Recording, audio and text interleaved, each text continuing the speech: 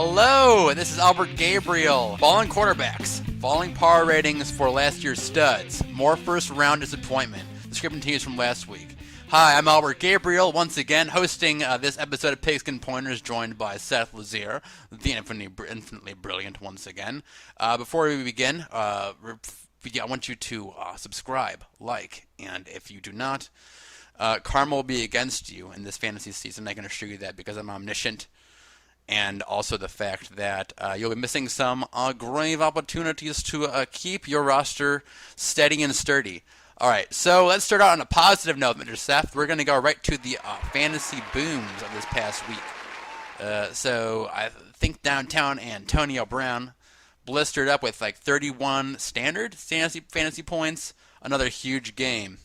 Seth, what do you make of this performance? Well, he's just Antonio Brown as usual. He's the best receiver in the league. He just put up another one of his great games.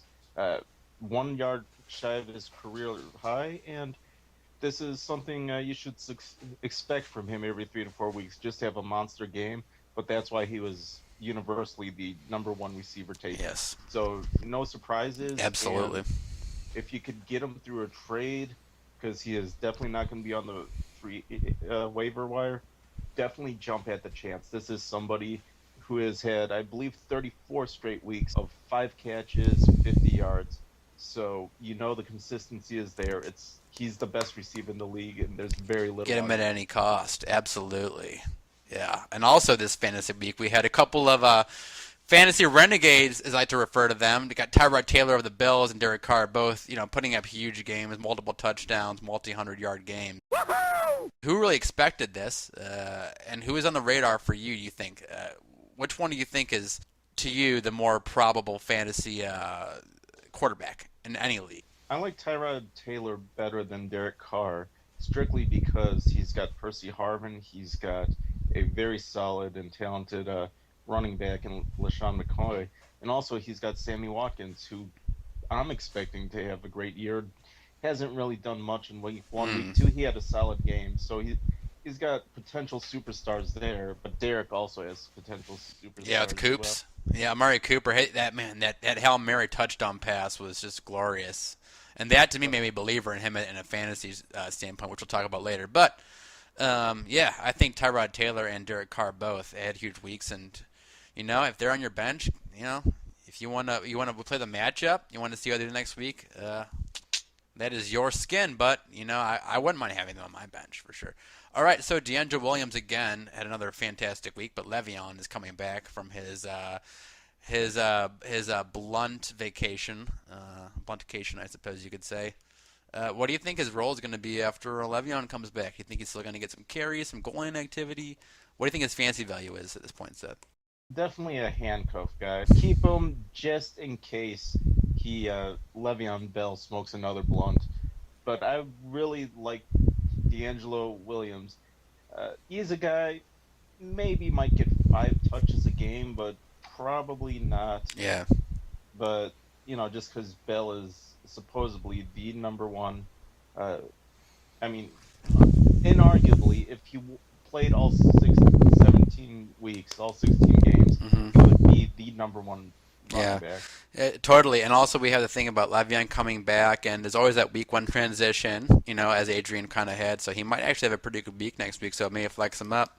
For another fantasy boom, last week we had the Jets defense that, pretty much tore them apart. We got some great interceptions, great turnovers, huge points. That was pretty sweet. But then again, defenses are always usually matchup worthy, so obviously be pretty wary. But yeah, I like what I see from the Jets defense so far this year. Pretty much exactly the opposite of what most people expected. What do you think, buddy? This is definitely a step up for Todd Bowles. Oh, he's yeah. A guy who might be one of those guys who, just because he's such a genius, it makes his defense worth looking fantasy-wise, because he's definitely getting pressure on the quarterback. He's got the guys to cover the receivers. They are a top-notch defense, and I definitely agree that if you need somebody to fill in for your defense, or if you need to pick up a new defense, right, the Jets might be available, so snap them up quick. Yeah. All right, so we're going to move right along to our Titan of the Week. Yeah, boy! Our gentleman that had the highest production versus their fantasy value. Travis Benjamin, who had a fantastic game, catching 2 touchdowns, went through 151 yards. Looks like Manziel has a nice target there, and it was a great game for him. What do you think about starting him next week, Mr. Seth? Do you think that would be worth it, or do you think this is kind of a one-off performance? It's actually a 2-off performance because he had that big touchdown in week 1. He did, yeah. Manziel completely trusts him. I think I read a stat where his completion percentage to Travis Benjamin is about 85%, and to everybody else is around 40%. So huge dividends. Manziel's looking towards him number 1, and definitely pick him up if you need a receiver. And he is actually strong enough to be not only a flex option, but maybe a number 2 option. Mm-hmm. Well, let's start off on the positive there. Let's talk about the the major disappointments from last week. I think a lot of people are very frustrated with their first, second-round picks not producing, and then we have just dismal performances all around from these supposed dynamic offenses. I think, but I know that everyone in the Eagles and Lions backfield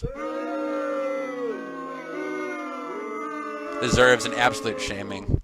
I don't care what the offensive line arguments are. The touches that they've been getting is just dismal.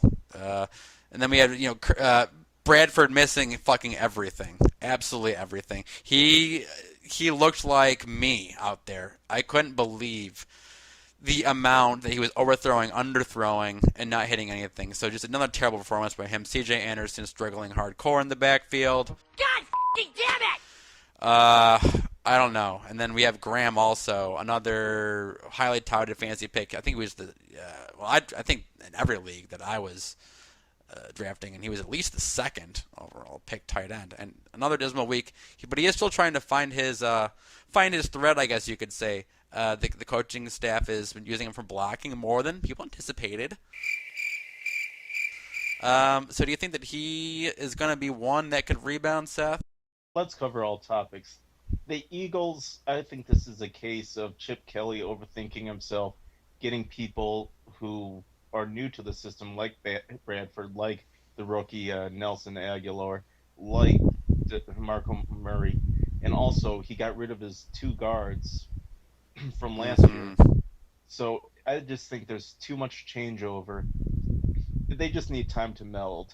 So I think by mid-season they should be hitting Chip Kelly form. But right now it is just an absolute mess with too many new ingredients. Yeah, right now they're definitely trying to. They have a lot of great ingredients, but they're trying to make the perfect cake, but they don't really have that chemistry down, I guess you could say. Wow. And also at Jimmy Graham, the Seahawks offense is just a mess. Their offensive line can't block. Jimmy Graham can't block.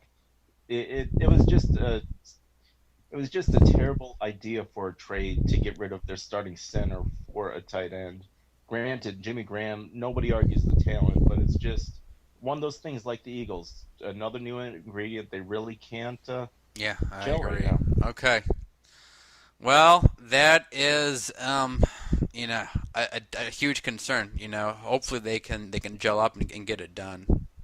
Absolutely. Yes, and also a major concern, which doesn't have to do with new ingredients. Anybody on the Colts. The Colts have no excuse. We'll talk about them later for sure. Terribly. Oh, sorry. Yeah, we will definitely talk about the Colts for sure in a moment. But before we touch on them, let's talk about our waiver wire pickups. And by waiver wire pickups, we mean the people that you might be able to grab that are probably not already taken. I think there's a couple people last week that I think had very nice games and huge performances, one of which is Michael Crabtree, who did very well alongside Amari Cooper's WR2 there in Oakland.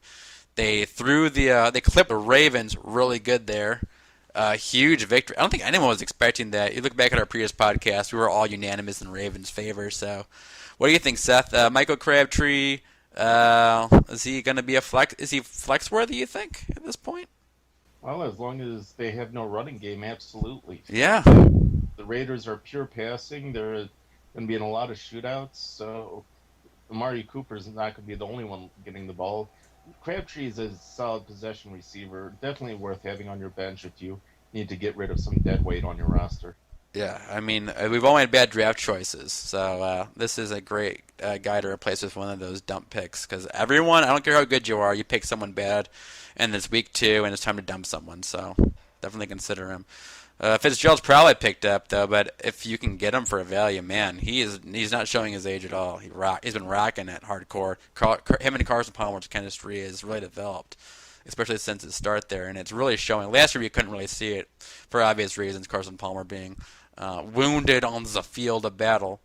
But yeah, I like him. I like him a lot. Huge dividends if you can get him, perhaps. But still, look who he was playing. The Bears' defense since last year has been far and away the worst in the league.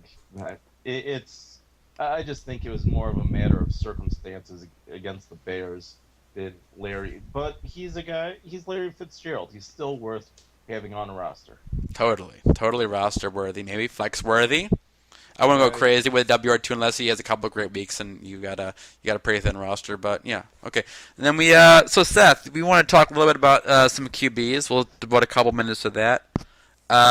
So who are you liking right now for QB waiver wire picks? Maybe some people drafted Stafford or other quarterbacks that are underperforming. Who do you think would be good replacements at this point that might be on the waiver wire? Well, considering Drew Brees is injured, also Joe Flacco is severely underperforming. There's some people going to be looking up. Jameis Winston, he's had some solid games. He's turnover prone, but he does get some passing touchdowns as a guy. Definitely look towards Tyrod Taylor. We discussed, I believe. Totally. And if you're feeling really, really adventurous, then Nick Foles is a guy who, or Blake Bortles, just two young guys who not to prove. Tons to prove, but they have had steady games. So I would recommend those guys too. But then again, if you're looking for quarterback, like a lot of people who had Tony Romo, Drew Brees, who get injured, definitely take a look at them. And one last guy I want to mention, Ryan Fitzpatrick. Todd Bowles did say that he will be the starting quarterback until further notice. That's correct. So those are some guys who, if you do need some quarterback, an extra arm on your bench while you put in your backup, those are some guys to keep an eye on. Fitzpatrick's going to be the new starter for sure. There's no way Gino's going to get his job back after the way Fitz has been performing. I think also Steve Smith would be a guy that you can pick up that might not be owned. If you look at his numbers last year, pretty respectable, and he had a pretty great game last year. He's an older guy, but he's still got that drive. He's still strong and fast, and he's still a great build. And I had him on my fantasy teams last year. He always paid pretty huge dividends because no one really looked at him. And last week, it looks like he's still ready to perform for you if you want to pick him up. So we'll move to our douchebag of the week.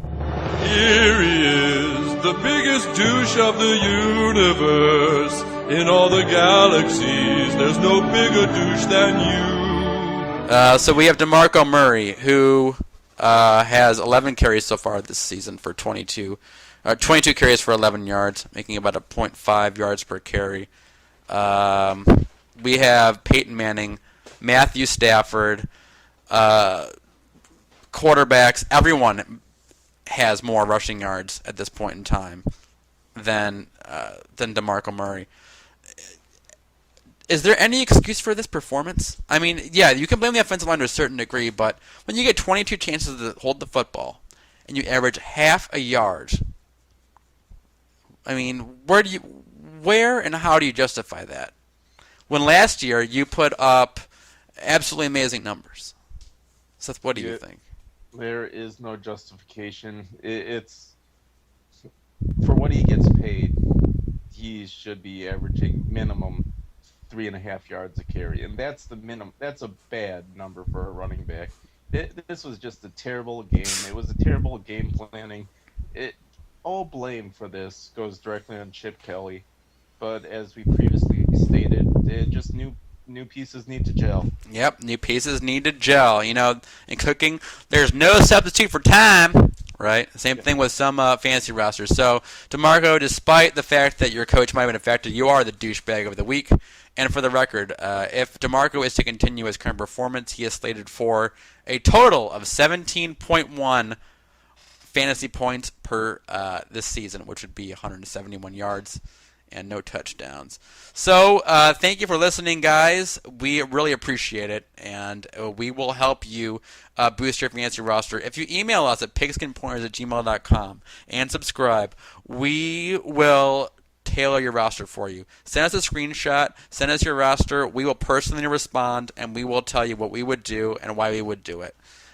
This is a great opportunity for you to get a little of an edge, great opportunity for us to interact with our viewers, which we love and respect. To motivate great content, we would love just to help you out and answer your questions too on the air. So this is Albert Gabriel with Pigskin Pointers. And Seth, would you like to say anything previous to our departure for this evening? Any last points? Just enjoy the game tonight. It's going to be a fun one. So. I'm having Seth, you're invited, obviously, but I'm having a party. A couple of my mutual friends. I'm having some dinner party action here with a couple of beverages. So if you're in the Seattle area, hit us up and hang out. Nice talking, and we will talk to you soon. Goodbye, friends. Hoo-yah!